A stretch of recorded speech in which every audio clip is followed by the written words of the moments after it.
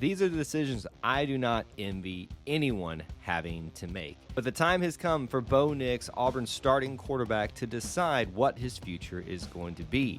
He has several options on the table, all with different pros and cons. And whether he's made this decision when you're watching this video or still contemplating it, let's talk through what his options are.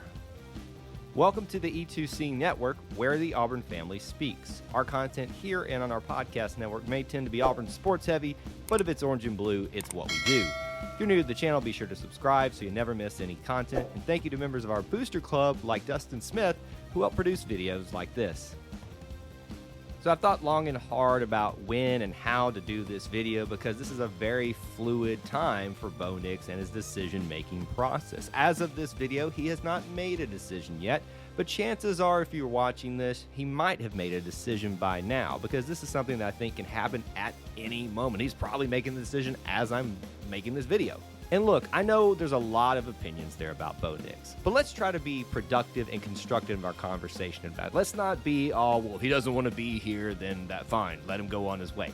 That type of stuff's not productive, so if that's you, this is probably not going to be the video for you to watch. What I do want to talk through, though, is the options that he has on the table and the pros and cons of them and whether one or the other, or maybe even all of them still, are good decisions for them. A couple things to note before we kind of dive into each choice and the pros and cons is kind of some context around Bo's situation. And there's a lot of outside factors that I think play into this. Obviously, first and foremost is his injury. He's got to really think about what's his best option in terms of taking care of that injury and his body overall, because it's taken a beating, honestly, over the last couple of years that he's been at Auburn. So that's going to be one of those factors he has to consider most of all. He's also getting married, if you didn't know that about him. So with that comes even more challenges in life, some that I'm sure he's very happy to have, but he's got to think about that aspect of and taking care of his family. Now, while Bo Nix is probably not hurting for money with NIL and things like that, it wouldn't hurt if this is your career choice to consider all options on the table and moving on to the next step in your potential career. He's also going to be a graduate in 3 years. It's an incredible feat for most athletes to do, and nonetheless for Bo Nix himself.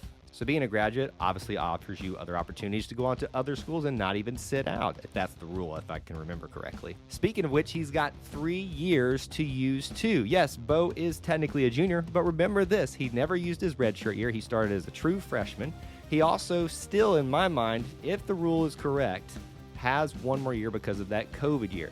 So he could technically sit out a year, really get himself righted, go somewhere else and learn a playbook there, and then have still 2 years left to play. I highly doubt that's going to be the case. I think Bo's just going to do this last year and move on to the next phase of his life, but that's on the table as well. And then, of course, the fans. I've obviously already addressed this at the top of this video. There's a lot of you out there with some very ignorant opinions about that. I'm just being honest, and you need to just kind of drop that and let's have some constructive and productive conversations about this type of stuff. So the fans, you are part of this whole decision-making process for them, and you may not like that, and you may say that's a bit of a wimpy decision on his part to let it affect, but you've never been in his shoes. You've never been a part of his family and the scrutiny that he's had to endure. So unfortunately, we are part of it. Now let's get into the choices. Choice number 1, the transfer portal. And I'm not really ranking these on how likely I think they are to happen, but I am just kind of going through, I think, the order that makes sense. And if you're watching this video at the time of its initial release, there is a lot of speculation that Bo is seriously, and I mean seriously, considering the transfer portal. And this may be even a case where he considers to go in, weigh his options, and then come back out to Auburn. I think that's a very viable option for him to do, but let's talk through it, the pros of it. A fresh start somewhere else. We talked about the fan stuff. We talked about the issues with, learning different offenses and all that thing, but it's a fresh start, and sometimes that's what you need to kind of kickstart your career again. We've already addressed this as well. He doesn't have to sit out a year as a graduate if I've got all those rules correctly, and we've already talked about the 3 years to use too. And the Auburn relationship can somewhat be salvaged if he were to move off into the distance. Obviously, there's going to be those who choose to have hard feelings for someone that chooses to do something out, but in Bo's case, I would say it might not be the worst idea in the world just to kind of walk off into the sunset because you love this place and you don't want to really damage your relationship with it any further. The cons of transferring into the portal. Completely new staff, including the offensive coordinator. So it's not something that he would necessarily be escaping at Auburn because he would have to do a completely new staff there and not have any continuity. New teammates means new dynamics, trying to figure your stuff out. And here's the other thing. A lot of you are going to jump on this comment, so just hold your horses. He has to earn the start. I'm not saying he doesn't have to earn his starting job still here at Auburn, because he does. Every player does when they come to the practice field every single day. But if you're the new guy on campus, you can't just expect to start. So that's going to be more work he has to put into trying to find the right fit and where he can probably maximize his opportunities as quickly as possible. Choice number 2 is the NFL draft. A lot of you are already jumping on this comment now too. He's not an NFL quarterback. Well, you may have a point in that, but I'm not going to make that judgment. I'm going to let the NFL scouts, the NFL coaches, and the organizations make that decision, because guess what? They make the money, and they're better at making those choices. But what I will say is this. Here is the pros of him moving on to the NFL draft. Moving on to the next part of your life and your career. We've already addressed that he's getting married, he's graduating. It kind of flows that you would move on to the next part if this is what you want your career to be, whether that is being a player or coach, just being involved in the NFL in general. This is the next natural step in the progression, typically, of a person's life in this type of field. Pros as well, money. Again, he's not really hurting for things with the NIL, I'm sure, but at the same time, you can't really argue with the amount of money that they even earn on the practice squad. So there you go. If money's the thing, that's the way you need to go. Coaching is another big thing. And that's not to be a knock on anybody who's coached him since then, but it's saying that you're going to the NFL to be coached by professionals. And if that's your career choice, you can jumpstart that part of your career and kind of re-kick this thing off with the coaching at the best level that you need to be at.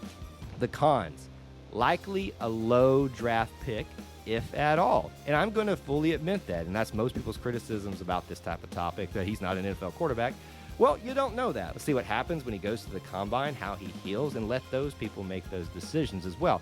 Do I think that he's going to get draft high? Absolutely not at this point.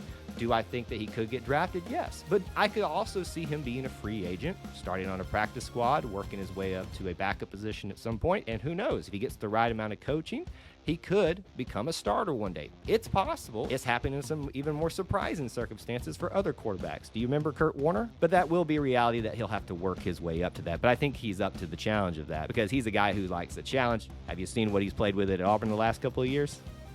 Choice number 3, Auburn. Honestly, I think the majority, not the vocal majority, but the majority of Auburn fans, this is what we want. We want the story to continue of Bo Nix at Auburn. Not the vocal people that are just angry for the sake of being angry, and you're probably reacting to this comment right now if you're one of those. He loves Auburn. These are the pros. He loves Auburn, and his family loves Auburn so much, and it's hurt them so bad to have him treated this way simply because he didn't perform the way some people wanted him to. These things do affect players. These things affect recruits. These things that you're typing on social media, that you're putting out there, if you're a podcast or content creator, they do hurt the players. And, honestly, we're all entitled to our opinions, but that doesn't mean that we have to share them the exact way. And I try to be very cognizant of that when I offer my opinions here. And I'm not saying that I'm the best at doing that, but it's something that we all need to keep in mind. Another pro is that he can solidify his legacy here at Auburn. There's been a lot of talk about a comparison between him and Jason Campbell.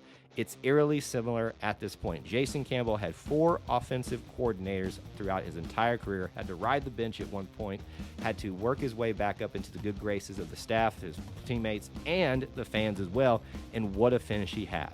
You could solidify your legacy here at Auburn by coming back and fighting through all of this controversy, all of this struggles that you've had, and wow, what an ending it could be. And you have the support of Coach Harsin. That's my final pro for him. That's the biggest thing, is that your head coach time and time again not only has given you the opportunities to win the starting job and to support you in that, but he has shown that time and time again. Harsin is in Bo's corner, and that is not something that can be taken very lightly. It's a huge factor for a quarterback, knowing that the head guy has his back. The cons of staying. He has to go through a 4th offensive coordinator. We've kind of talked about it a little bit already. That can be frustrating, but we've seen it work out in the favor of certain other quarterbacks before, but it is going to cause some struggles and some issues. The continued offensive line questions with his injury. Bo's gotten beaten up, so have other quarterbacks as well, because of the poor play of the offensive line. And with a new generation likely shifting into this role, means they're young, probably going to still make their own mistakes, but it's a fresh start, but there's still going to be some struggles that could potentially put him at risk of further getting hurt. That might be something that's going to really factor into the decision. And of course, I've talked about it a lot, and I know a lot of you are probably hating for this fact. but the Auburn fan base. That's a con as well. And it's not all of us. It's not most of us, to be honest with you, but the most vocal of us that choose to be hateful and choose to degrade someone when we don't know what the work that they put in and stuff like that. So I didn't want to make this just about nagging on those type of fans, but it needs to be said because these are all things that factor into the decision. Choice number 1, choice number 2, or choice number 3. All of that plays into decision making that he is doing right now or that he has already made. I hope that you took something away from my commentary on this, and you may not agree with everything I'd said. I'd love to hear from you in the comments section below. Let's keep the conversation productive and constructive. If you enjoyed this type of content, please help support it by smashing that like button. And if you want more content from us, be sure to hit the subscribe along with the notification bell so you never miss an upload or live stream. There's also other ways that you can help support our content, such as becoming a Booster Club member or even a channel member here on YouTube. Both of those things start at $1 a month. The Booster Club has different tiers where you can get different perks as well.